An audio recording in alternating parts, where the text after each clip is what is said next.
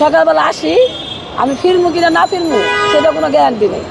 আপনার মা কেন বাবা আমি এই গাড়িটা চালাই, আমার মনে করে কোনো ই নাই, আমার মনে করে কোনো স্টেশন নাই, কখন কোন গাড়ি তোলা জায়গা ঠিক নাই। না আমার যেখানে ভাড়া মনে করেন 1000 টাকা, এখানে 500 টাকা দিলে যাইসা বলি। 1000 টাকার ভাড়া 500 টাকায় চলে যান? হ্যাঁ যাই। কারণটা কি? কেন আমার তো চলতে হইব, বাচ্চা বুচ্চা আছে, কেন আমি বসে থাকলে আমার লস। 500 টাকা আসলে আবার অনেক, আমার সংসারে খরচ আছে না।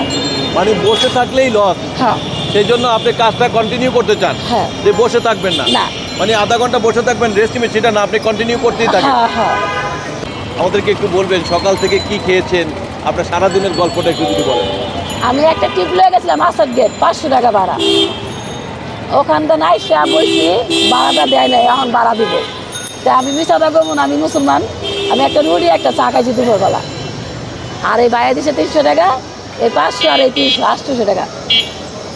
সবসময় যেখানে টিপ হয় আমি সেখানেই যাই, আমি না নাই। মিরপুর হোক আর বনানী হোক আর গুলশান হোক আর বাড্ডা হোক, যেখানে হোক আমার আমি সেখানেই যাই। আপনার জন্য না নাই? আমার নাকি না, সবাই না বললেও আপনি না করেন? না না আমি না করি না। মানে না বলতে শিখেন নাই নাকি? না ভাই, আমার যান ভালো থাকলে আর আমার গাড়ি ভালো থাকলে আমি সব জায়গায় যেতে পারবো।